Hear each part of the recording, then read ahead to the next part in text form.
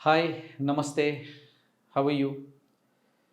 So, ఈరోజు వీడియోలో సాధారణంగా ఇంగ్లీష్ మాట్లాడేటప్పుడు చాలామందికి ఒక కన్ఫ్యూజన్ ఉంటుంది. ఇంగ్లీష్ సెంటెన్స్ మేకింగ్ చేసేటప్పుడు ఈ నుండి లేదా నుంచి అని తెలుగులో మనం వాడుతూ ఉంటాం.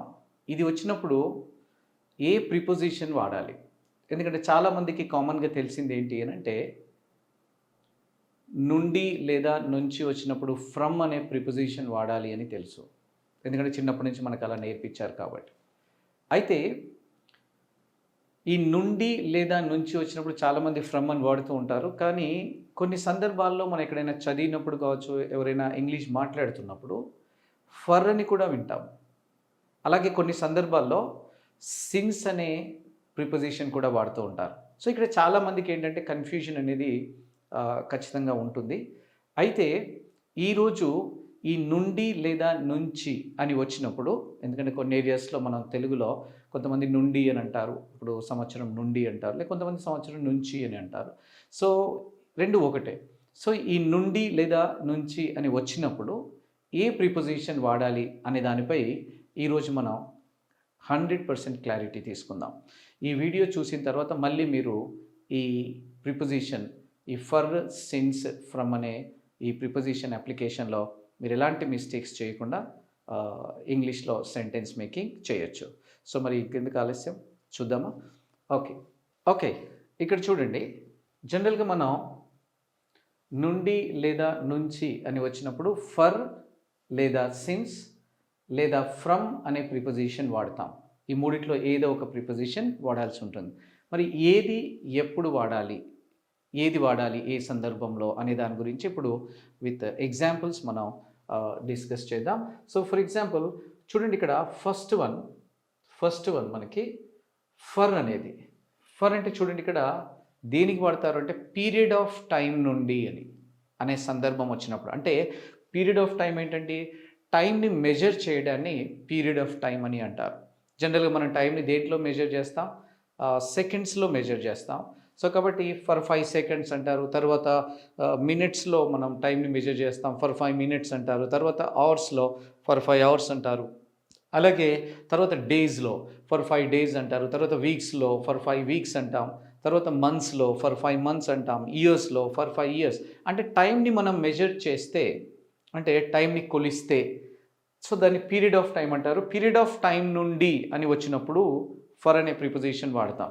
అట్లాగే పాయింట్ ఆఫ్ టైం అంటే పర్టిక్యులర్గా ఆ పని ఎప్పుడు స్టార్ట్ అయింది, అంటే పాయింట్ ఆఫ్ టైం నుండి పని జరుగుతూ వస్తున్నది, పని జరిగింది అని చెప్పడానికి సిన్స్ అనే ప్రిపోజిషన్ వాడతారు. అట్లాగే ఫ్రమ్ అనేది ఎప్పుడు వాడతారంటే ఒక ప్లేస్ నుండి. ఇప్పుడు ఫర్ ఎగ్జాంపుల్ నేను విజయవాడ నుండి వస్తాను రోజు, నేను విజయవాడ నుండి వచ్చాను, మీరు ఎక్కడి నుండి వచ్చారు, ఇలాంటి సందర్భాల్లో ఫ్రమ్ వాడతారు. అట్లాగే ఒక టైం నుండి ఇంకొక టైం, అంటే పలానా టైం నుండి పలానా టైం వరకు అనే కాంటెక్స్లో కూడా ఫ్రమ్ అనే ప్రిపోజిషన్ వాడతారు. ఇప్పుడు ఇది మనకి ఎగ్జాంపుల్స్ ద్వారా చాలా చక్కగా క్లారిటీ వస్తుంది. జస్ట్ చూడండి ఒకసారి ఇక్కడ. సో 2 అవర్స్ నుండి వర్షం పడుతున్నది అన్నాను. 2 గంటల నుండి వర్షం పడుతున్నది అని అంటే ఇది సాధారణంగా ఇప్పటి వరకు కాబట్టి ప్రెజెంట్ పర్ఫెక్ట్ కంటిన్యూస్, అంటే గతంలో ఎప్పుడో స్టార్ట్ అయ్యి పని ఇంకా జరుగుతున్నది అంటే ఇంగ్లీష్లో ప్రెజెంట్ పర్ఫెక్ట్ కంటిన్యూస్ టెన్స్లో చెప్తాం. మరి ఎలా రాస్తామంటే ఇంగ్లీష్లో ఇట్ హ్యాస్ బీన్ రెయినింగ్. ఇక్కడ 2 గంటలు అనేది ఏంటి చూడండి, పీరియడ్ ఆఫ్ టైం. ఇప్పుడు ఫర్ ఎగ్జాంపుల్ ఇప్పుడు సమయం 10 అవుతుంది, ఉదయం 10 అవుతుంది అంటే దీని అర్థం ఏంటిది? 2 గంటల నుండి అంటే 8 గంటలకు స్టార్ట్ అయ్యి ఇంకా జరుగుతూ ఉంది. అంటే 2 గంటలు, 8 గంటల నుంచి 10 గంటల వరకు టైంని ఏం చేసాం మనం? మెజర్ చేసాం కాబట్టి అది పీరియడ్ ఆఫ్ టైం. అంటే 2 గంటలు అనేది పీరియడ్ ఆఫ్ టైం కాబట్టి ఏం రాసాం చూడండి ఇక్కడ ఫర్ 2 అవర్స్ అని అన్నాం.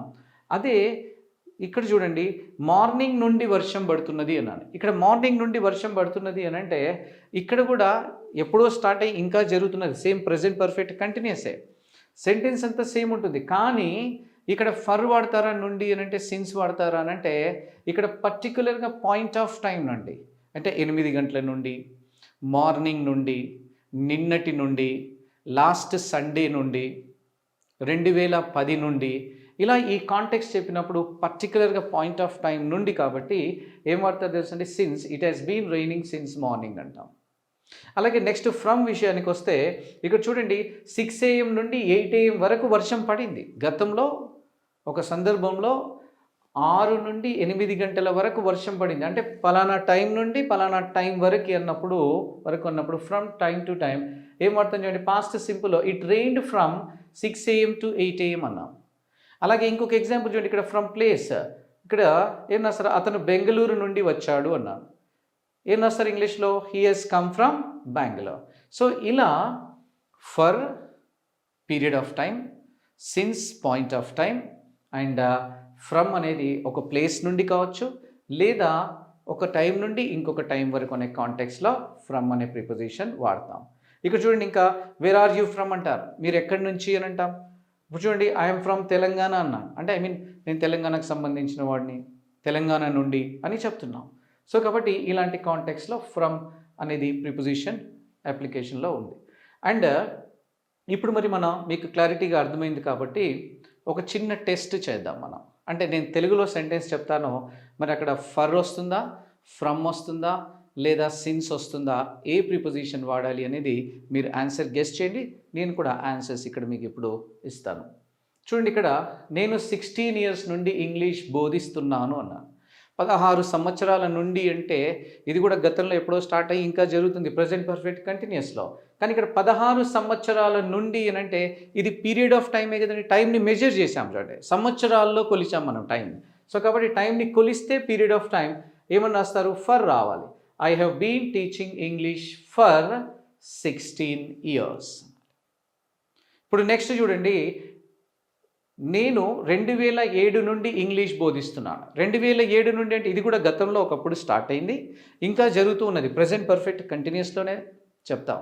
అయితే మరి ఇక్కడ మీరు గెస్ చేయండి, ఇక్కడ ఫర్ వాడాలా సిన్స్ వాడాలా అని అంటే చూడండి, ఇది పీరియడ్ ఆఫ్ టైం అయితే ఫర్ రాసాం, కానీ 2007 నుండి అంటే ఈ 16 సంవత్సరాలు వెనకలికి వెళ్తే ఏ ఇయర్ అయింది చూడండి, 2007 నుండి అంటే పని ఎప్పుడు స్టార్ట్ అయిందో అప్పటి నుండి అని క్లియర్గా చెప్పాం, పాయింట్ ఆఫ్ టైం. కాబట్టి ఏ ప్రిపోజిషన్ వాడాలండి, ఇప్పుడు సిన్స్ వాడాలి.